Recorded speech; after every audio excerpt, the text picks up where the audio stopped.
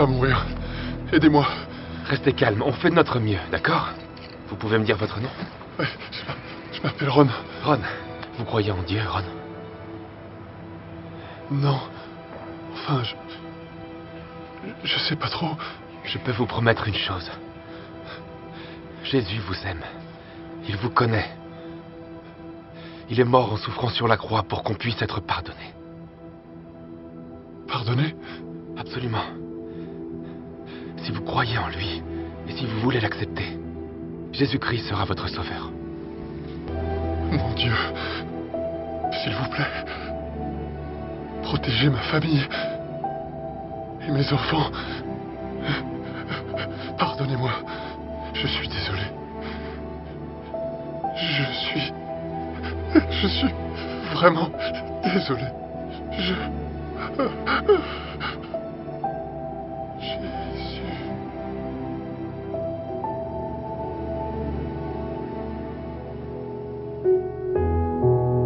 Alléluia, que le Seigneur vous bénisse. Shalom, peuple de Dieu. J'aimerais partager avec vous une pensée de la part du Seigneur en vous disant de donner réellement vos vies à Jésus-Christ de Nazareth. Luc chapitre 5, le verset 5, il est écrit: Simon lui répondit: Maître, nous avons travaillé toute la nuit sans rien prendre, mais sur ta parole, je jetterai le filet. Lorsque j'essaie de méditer dans la parole de Dieu, je comprends que dans la vie, il y a deux types de personnes. Il y a des gens qui ont donné leur vie à Jésus, mais qui ne veulent pas donner leur barque à Jésus. Mais ce n'est pas de cette catégorie de personnes que je veux parler ce soir. Mais je veux parler des gens qui ont donné leur barque à Jésus, mais ils ne veulent pas donner leur vie à Jésus. J'aimerais te dire, bien-aimé, il n'aura pas besoin de ta barque pour toujours, mais il veut que ton cœur soit à lui pour toujours. Beaucoup de gens donnent leur barque à Jésus, mais pas leur cœur. La Bible déclare que Pierre sortait d'une déception, Pierre sortait d'un échec parce qu'il venait de pécher et qu'il n'avait rien trouvé. Et lorsque Jésus arriva, Jésus lui demanda sa barque. Ce qui m'intéresse, ce qui m'étonne avec Pierre, c'est que malgré la déception, malgré le problème, malgré la tristesse qui était dans son cœur, Pierre a donné, non seulement qu'il a donné sa barque à Jésus, mais Pierre est resté assis pour écouter la parole de Dieu. Il y a des gens qui ne sont jamais assis pour écouter la parole de Dieu. Il y a des gens qui partent jamais à l'église, qui ne participent jamais à la communion fraternelle, mais qui envoient leurs dîmes, qui envoient leurs offrandes. Ce n'est pas mauvais de donner son offrande, d'envoyer son offrande. Ce n'est pas mauvais de donner des biens à l'église, de partager. C'est une très bonne chose. Mais ce que je veux dire ce soir, c'est que ce dont le Seigneur a besoin, c'est de sauver ton âme. Dieu veut que tu donnes ta vie à Jésus. Et non seulement ta barque, mais Dieu veut que ton cœur puisse appartenir à Jésus. Et c'est même là le secret de la pêche miraculeuse. Si le Seigneur Jésus a pu multiplier, si le Seigneur Jésus a pu permettre à Pierre de faire cette pêche miraculeuse, c'est parce que Pierre, après avoir donné sa barque à Jésus, Pierre est resté pour écouter la parole de Dieu. Ce n'est qu'après, ce n'est que lorsque Jésus a terminé de prêcher que Jésus va dire à Pierre: va et jetez vos filets. J'aimerais dire à quelqu'un: Jésus-Christ revient. Jésus revient bientôt. Est-ce que réellement tu as donné ta vie à Jésus? Est-ce que réellement tu as donné ta vie au Seigneur?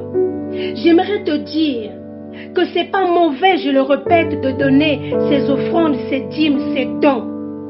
Mais le plus important, c'est ton cœur. Est-ce que ton cœur est à Jésus? Est-ce que ton cœur appartient à Dieu? Si le Seigneur revenait maintenant, est-ce que tu t'es réellement réconcilié avec ton Dieu? Il y a même des gens qui pensent que sans leur barque, Jésus ne peut pas prêcher.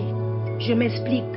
Il y a des gens qui pensent que sans leurs dîmes, sans leurs offrandes, l'Église ne va pas avancer. Le royaume de Dieu ne va pas avancer. C'est vrai, les offrandes font partie des choses qui font avancer le royaume de Dieu. Mais souvenez-vous, lorsque les Juifs se glorifiaient d'être des fils d'Abraham, le Seigneur Jésus a dit, ne vous glorifiez pas, ne vous tapez pas la poitrine que nous sommes des fils d'Abraham, car de ces pierres-ci, Dieu peut susciter des enfants à Abraham. J'aimerais dire à des gens qui disent que sans mon argent, cette église devait être fermée. Si sans mon appui, sans ma contribution, sans ma dîme, ce pasteur va mourir de faim. Sans ma dîme, cette église sera fermée. J'aimerais te dire, même si tu ne donnes pas la dîme, même si tu ne donnes pas les offrandes, de ces pierres-ci, Dieu peut susciter des enfants à Abraham. C'est-à-dire que le secours peut venir d'ailleurs. Le secours de la parole, de la maison de Dieu, le secours de l'église peut venir même d'un païen, même d'une personne qui ne connaît pas le Seigneur. Alléluia. Alors ce soir, je nous exhorte à revenir au Seigneur, à revoir notre conception, notre façon de voir. Il y a des gens qui pensent que parce qu'ils donnent de l'argent, parce qu'ils donnent de l'argent à l'église, on ne peut plus parler du péché, on ne peut plus parler de son péché, parce que c'est lui qui fait ceci à l'église, parce que c'est lui qui finance l'église, et que vu qu'il est dans la franc-maçonnerie, vu qu'il est dans le mensonge, vu qu'il est dans le péché, on ne doit plus prêcher du péché. Quand tu vois ce genre de personnes, c'est parce qu'il a donné sa barque à Jésus, mais il n'a pas donné son cœur.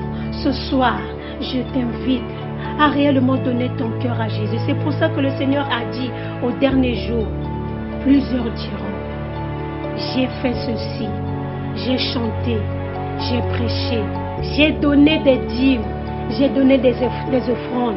C'est moi qui a construit notre temple. Et le Seigneur leur dira, retirez-vous de moi, je ne vous ai jamais connu, vous qui pratiquez l'iniquité. Pourquoi?